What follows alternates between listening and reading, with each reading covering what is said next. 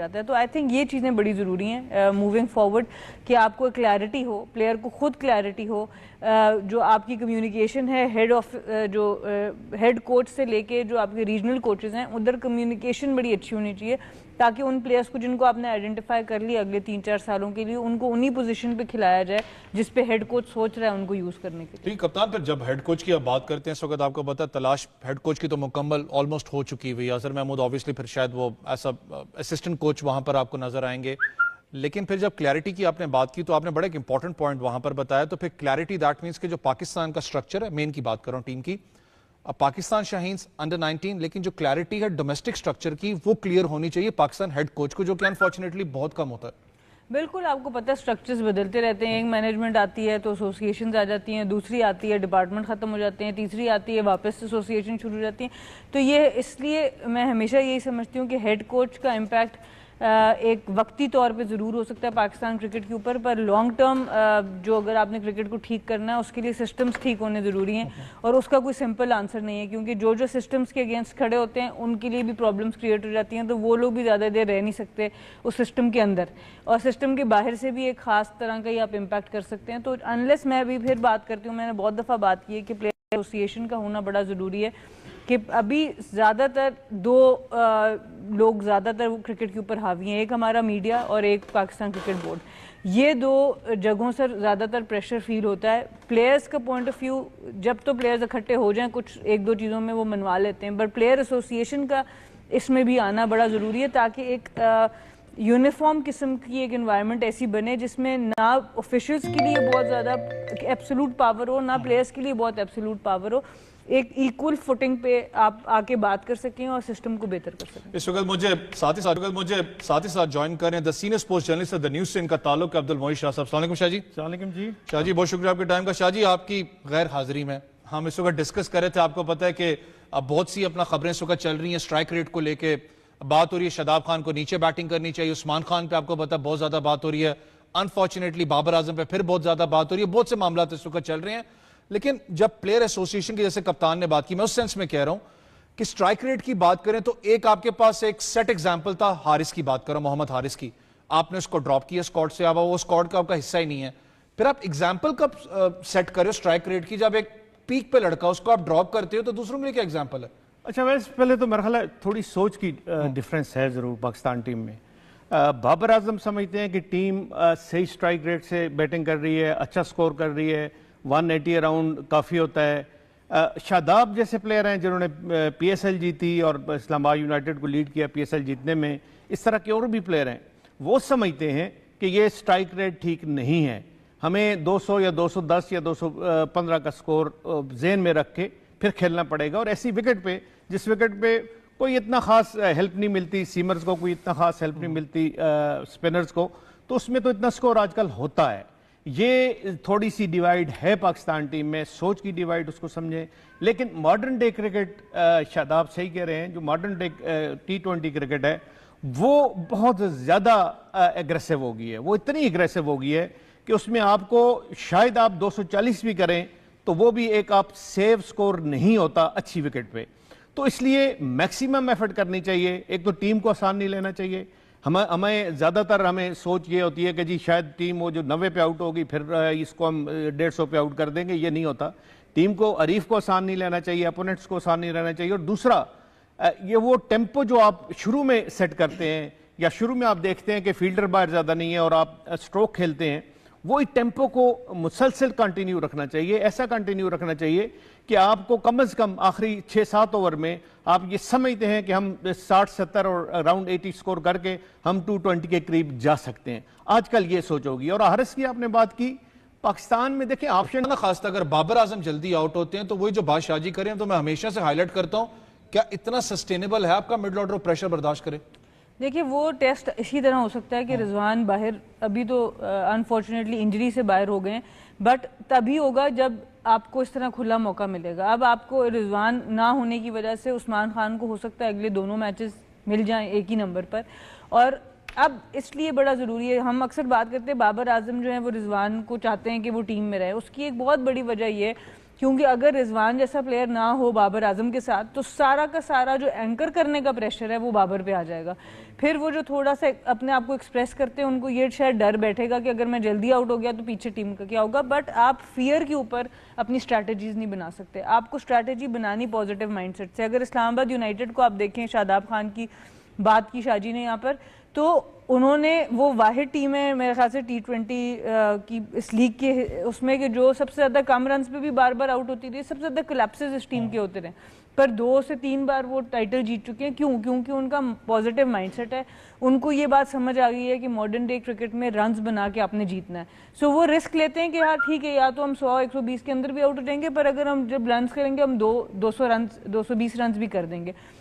آپ کو modern day cricket میں اسپیشلی ورلڈ کپس جیتنے کے لیے اس مائنڈ سیٹ کی ضرورت ہے. آپ کنزرویٹو مائنڈ سیٹ سے ٹورنامنٹ کے کسی خاص حصے تک تو پہنچ سکتے ہیں, پر آپ جیتنا بڑا مشکل ہو جاتا ہے, کیونکہ کہیں نہ کہیں آپ کو اس مائنڈ سیٹ سے آنا پڑے گا. ایون مشکل سے مشکل کنڈیشن میں آپ کو اس مائنڈ سیٹ سے کرکٹ کھیلنی پڑے گی, تبھی جا کے آپ باقی ٹیموں سے تھوڑے پلس پوائنٹ پہ رہیں گے. تو آئی تھنک وہاں پہ مسنگ ہے. جو بات آپ نے مڈل آرڈر کی اب کیونکہ رضوان وہاں موجود نہیں ہے تو عثمان خان کے پاس, افتخار کے پاس, اور بھی جو لوگ کھیلیں گے, فخر اگر کسی طرح سے اندر آتے ہیں, ان کے پاس پوری اپرچونٹی یہ دکھانے کی کہ اگر اوپر وکٹ جلدی گر بھی جاتی ہے ہم سنبھال سکتے ہیں. اور اس طرح کے 3-4 میچز مڈل آرڈر کو ضرورت ہے جہاں پر بابر بھی بے شک نہ ہو, رضوان بھی بے شک نہ ہو, اور پھر دیکھیں کہ ہم 20 اوور کس طرح سے کھیلیں. آپ انٹینٹ کی بات پھر کریے نا کہ تھوڑا سا شاہ جی اس میں ایڈوانس کو چینج کہاں سے مومنٹم کو کرنا ہے. یہ تو آپ کو پتا ہے ایک ایسی راس لیلا جو ہم ورلڈ کپ سے رو رہے ہیں کہ انٹینٹ لوگ بھی پک گئے تھے کہ انٹینٹ آخر ہے کیا.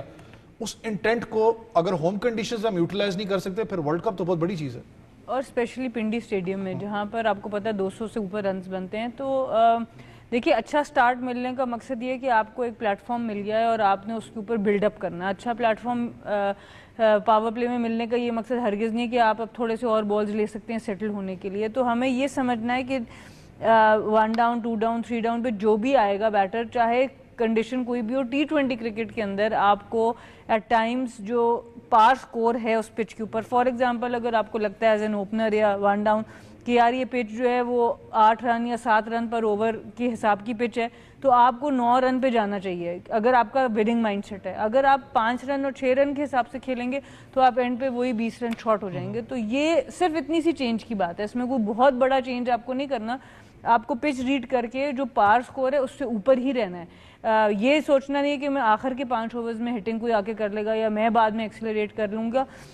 ضروری یہ کہ 7 رنز بنائے جائے. اس وقت جو آپ کے پاس بولرز ہیں ان کے حساب سے آپ بیٹنگ کریں, اور کبھی کبھی کوئی بولر آپ کے لیے مشکل ہو جاتا ہے تو وہاں پہ اسٹرائک روٹیشن ضروری ہے کہ آپ سنگل لے کے دوسری سائڈ پہ کریں. تو آئی تھنک یہ سارے پلیئرز اتنے میچور ہیں, ان کو پتہ ہے. صرف امپورٹنٹ یہ جو آپ نے بات کی آئی تھنک پروگرام کے شروع میں بہت ہی ضروری تھی کہ محمد حارث کو جو ٹریٹمنٹ ہم نے T20 کرکٹ میں دی ہے اس کے بعد آپ اسٹرائک ریٹ پہ کیسے کسی کو انکریج کریں گے.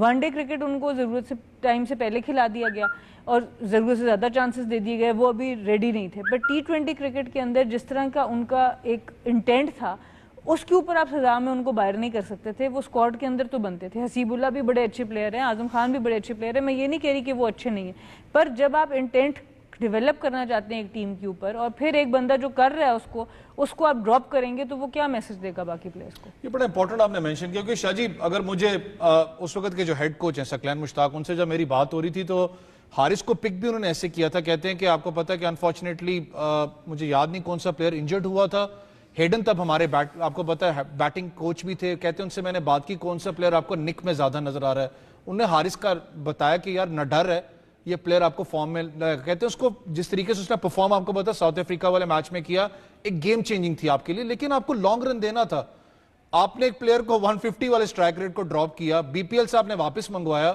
آپ نے وہ بھی ختم کروایا اس کا کانٹریکٹ, یہاں پر اس کو آپ نے سیریز سے بھی ڈراپ کیا.